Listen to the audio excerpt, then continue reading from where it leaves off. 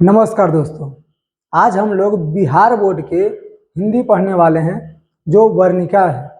और आपको बताते चलें कि हिंदी जो है हमारी मातृभाषा है और मातृभाषा की ओर चलेंगे और एक नई दुनिया की ओर चलेंगे जो एक नगर है। आपको बता दें इसके बारे में कि हम लोग पहले गांव के रहने वाले हैं और गांव में ही जीवन गुजार करते थे। उसके बाद धीरे धीरे शहर का विकास हुआ और आज हम लोग शहरों में ज़्यादातर जनसंख्या मिलता है। पहले था इंडिया का ज़्यादातर जनसंख्या जो गांव में मिलता था, अब कहाँ दिखाई देता है? शहरों में दिखाई देता है। चलिए शहर की ओर हम लोग जानेंगे कि शहर का व्यवस्था कैसा है। तो शहर की बात हम लोग करेंगे तो शहर को ही हम लोग क्या बोलते हैं? नगर बोलते हैं। शहर को क्या बोलते हैं? नगर। 4 नंबर एक्सरसाइज है कक्षा 10th का हिंदी वर्णिका। पार्ट 1 है। पार्ट 1 यानी कि पूरी तरह से लेक्चर है, पूरी कहानी है और कहानी कैसी है वो भी आपको बताएंगे। वर्णिका क्लास 10th के पार्ट 1 यानी कि हम लोग चलेंगे लेक्चर में। उसके बाद दूसरा नंबर पार्ट मिलेगा, ऑब्जेक्टिव सब्जेक्टिव मिलेगा, वो आपको पार्ट 1, पार्ट 2 और पार्ट 3 में मिल जाएगा। हम लोग चलेंगे, नगर पढ़ रहे हैं। 4 नंबर एक्सरसाइज है जिसके लेखक कौन है? सुजाता।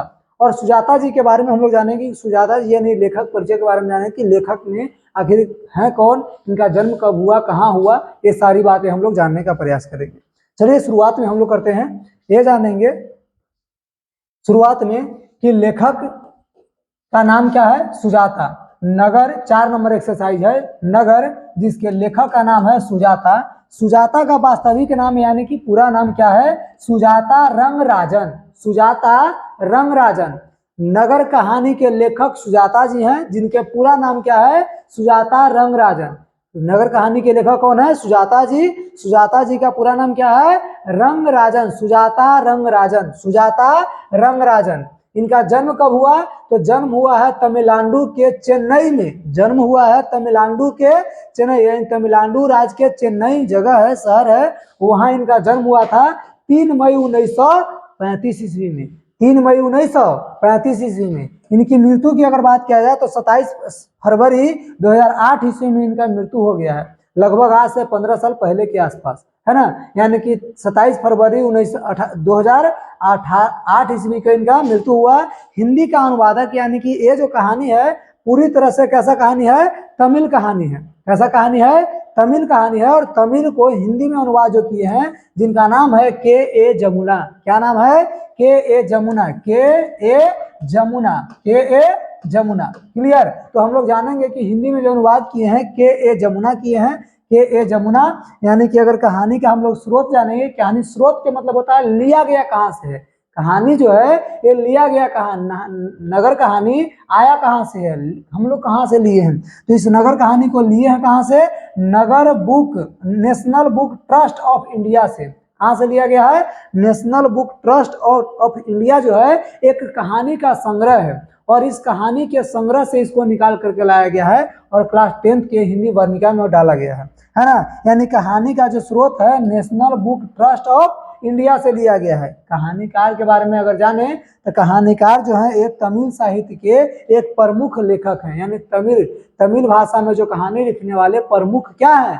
लेखक हैं। इन्होंने तमिल भाषा में कई सारे कहानियां लिख चुके हैं। इन्हीं के बारे में हम लोग जानेंगे, सुजाता जी के बारे में जानेंगे। कहानी के पूरी सारांश यानी शून्य से लेकर के लास्ट तक क्या होता है इसमें आपको बताते चलें कि यह कहानी जो है एक प्रस्तुत कहानी, यानी कि यह कहानी नगर जो व्यंग प्रधान कहानी है। कैसी कहानी है? व्यंग प्रधान कहानी है। और ये ऑब्जेक्टिव में आता है कि ये कैसी कहानी है। नगर जो है ये कैसी कहानी है? तो ये कैसा कहानी है? व्यंग प्रधान कहानी है।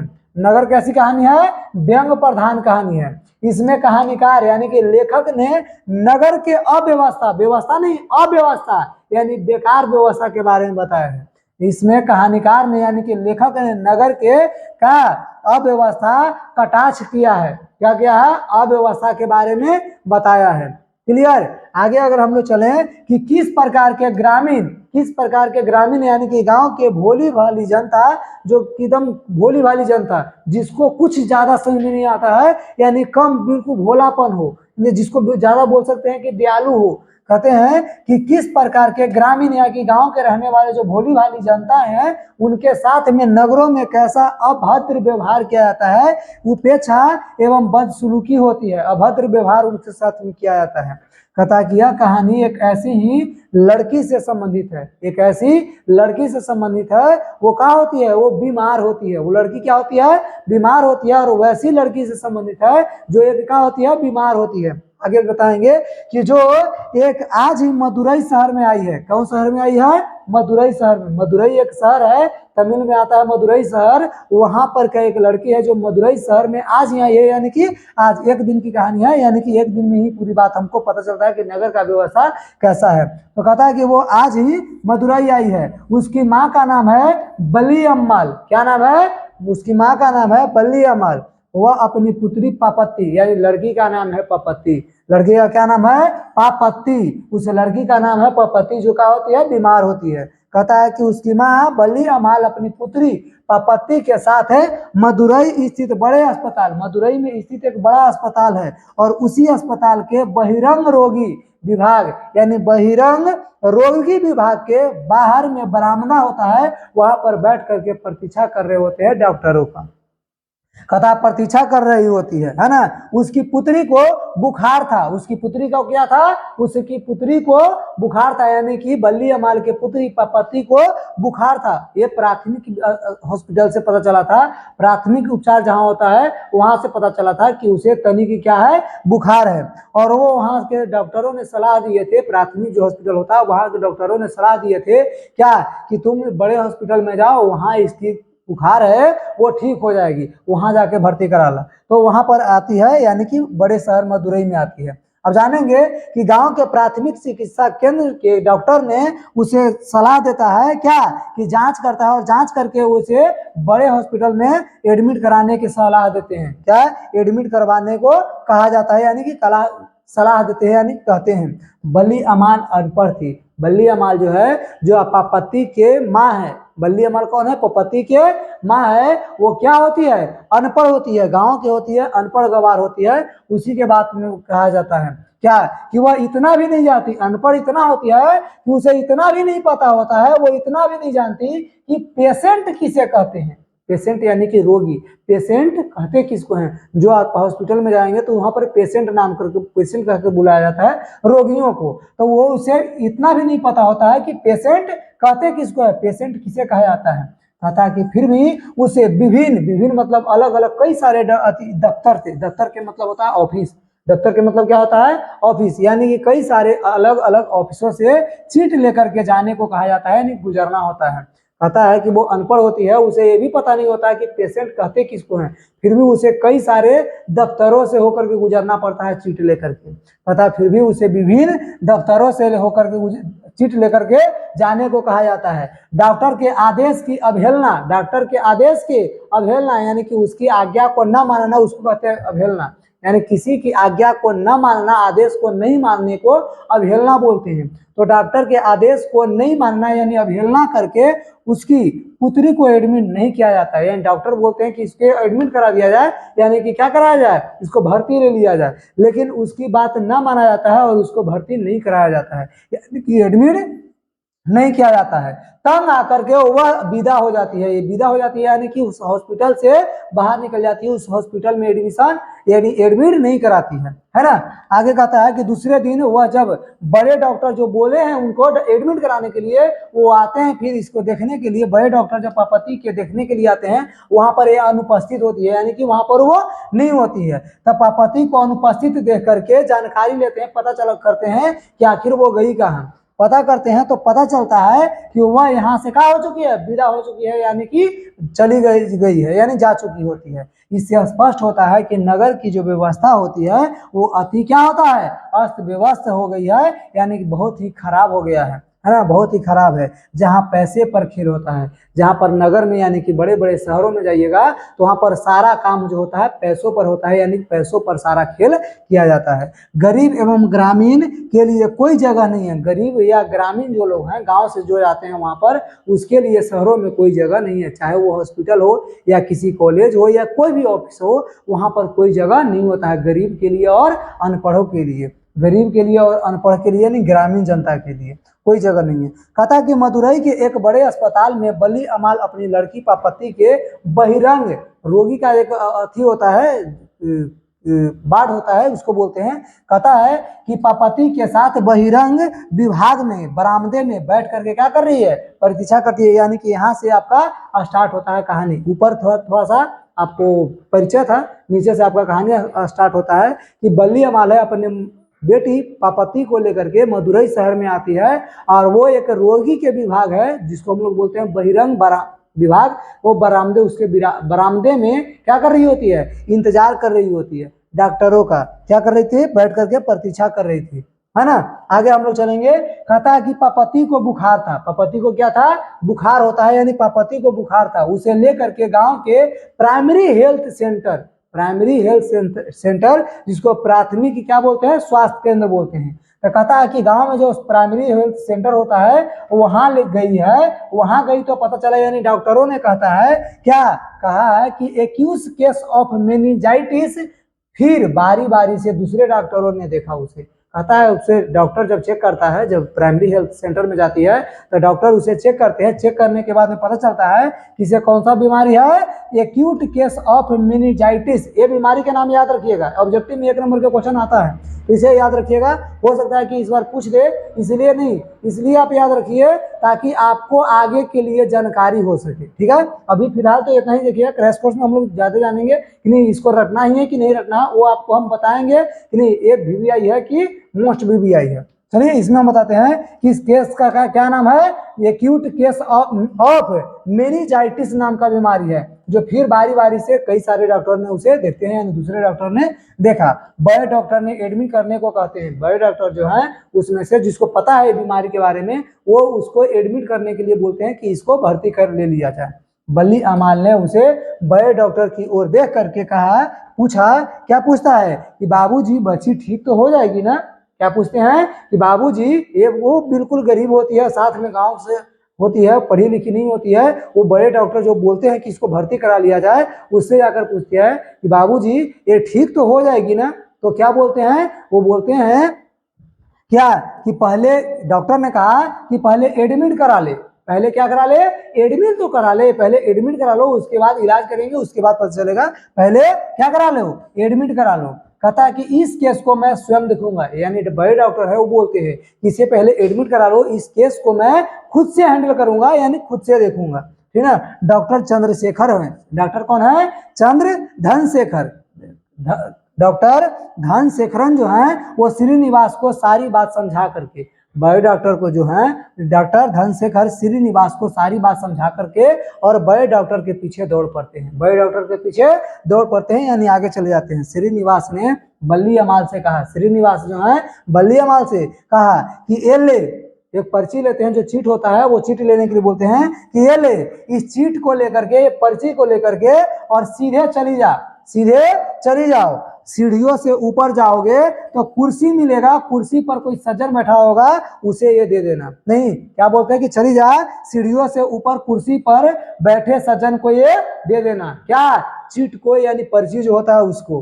कहता बच्ची को वहां यही लेटी रहने दे। डॉक्टर बोलते हैं, कौन, श्रीनिवास बोलते हैं कि ये ले और सामने चले जाओ। ये जो सामने में जाओगे तो सीढ़ियों से ऊपर जाओगे तो एक कुर्सी होगा, कुर्सी पे एक आदमी बैठा होगा, व्यक्ति यानी सज्जन बैठे होंगे, उसे ये चिट देना और वहां पर से आओ तुम। तो वहां पर जाने के लिए बोलते हैं और कहते हैं कि बच्ची को यहीं पर लेटी रहने दे।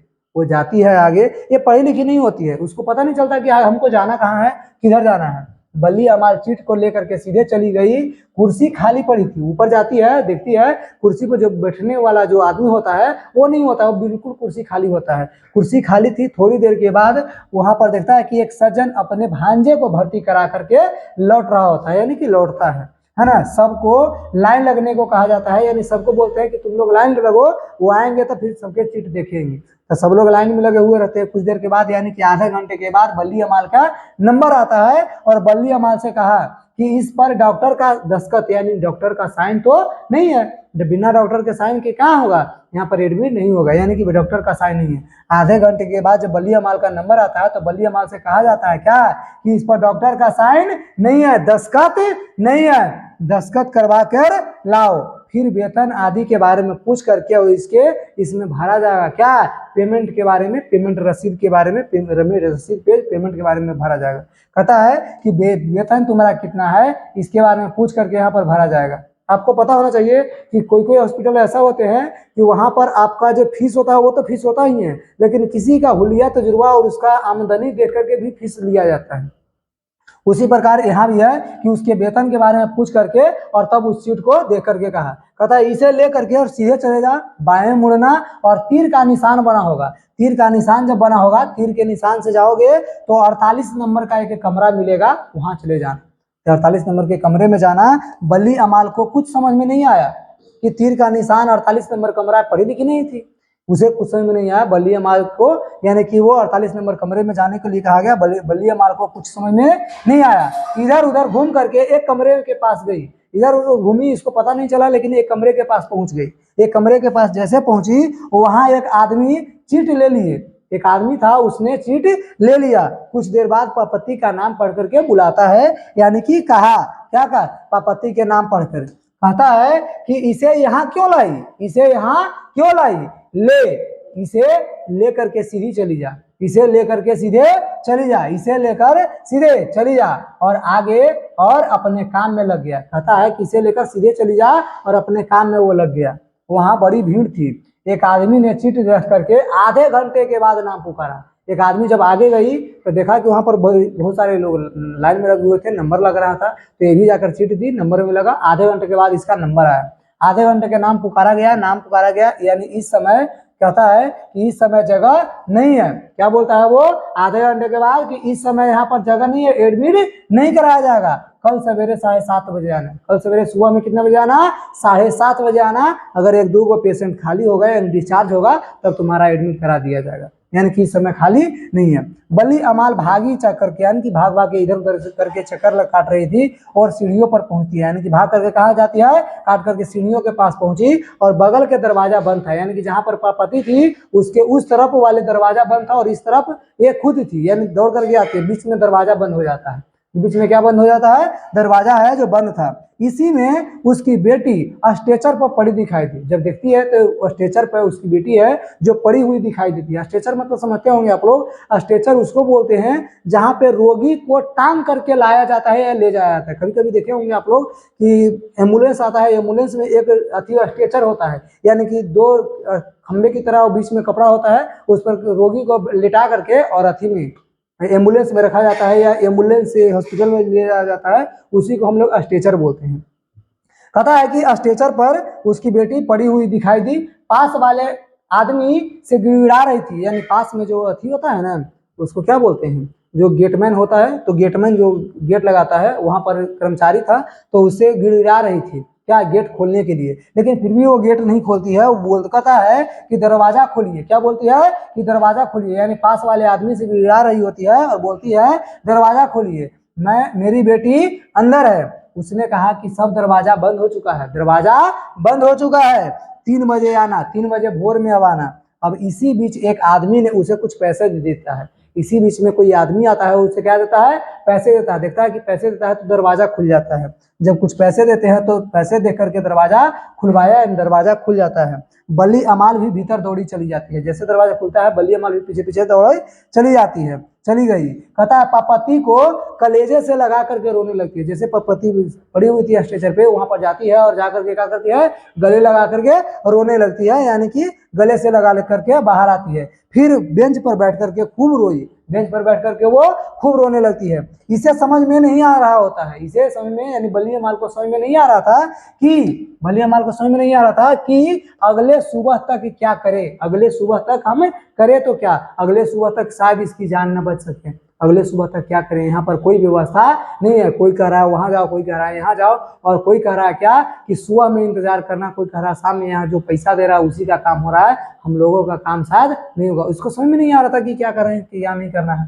फिर सोचा कि यह मामूली बुखार ही तो है, मेरी बेटी पापति को केवल क्या है, मामूली छोटा मोटा बुखार ही तो है, वापस चली जाती हूँ, वापस चलती हूँ, वैद्य जी से दिखवा दूंगी। पहले अगर छोटा मोटा अगर बुखार होता था तो वैद्य जी ठीक करते थे। और ये भी एक बुखार की तरह है, जो हमें प्राइमरी जो हॉस्पिटल है वहाँ पर प्राइमरी हेल्थ सेंटर पर पता चला था कि इसे क्या है, केवल बुखार है। तो बुखार से हमें पता चला है कि बुखार है, तो हम इसे अगर वैद्य जी से लेकर दिखाने जाएंगे तो शायद वहाँ पर क्या हो जाएगी, ठीक हो जाएगी। और मिट्टी का जो अथी होता है ना, जो पानी ठंडा करने वाला, तो उसको बोलती है कि माथे पर खड़िया मिट्टी का लेप कर दूंगी, और अगर आपत्ति ठीक हो गई तो वैधिकरण, यानी वैद्य जी के जो मंदिर होता है वहां पर की बात बोल रहा है कि वैधिकरण जी के मंदिर में जा करके भगवान को भेंट चढ़ाऊंगी, यानी कि 2-4 किलो जो लड्डू होता है, पेड़ा होता है, उस तरह से भेंट चढ़ाऊंगी। बलि अमाल का साइकिल रिक्शा बस अड्डे की ओर चल पड़ता है, यानी कि वहां से अपनी बेटी को लेती है और लेकर के एक रिक्शे वाली को बुलाती है, रिक्शे पर बैठ करके और बस स्टैंड तक जाती है, और बस स्टैंड से तुरंत घर चल जाती है। जब बड़े डॉक्टर आते हैं तो वहां पर पूछते हैं कि वो कहाँ गई, तो पता चलता है कि वो तो चली गई, यानी कि अपने घर, वहां पर वो नहीं मिलती है। फिर वो अपने कर्मचारी को बोलते हैं कि जाओ जा करके खोजो, और खोजने के लिए भेज देते हैं। ये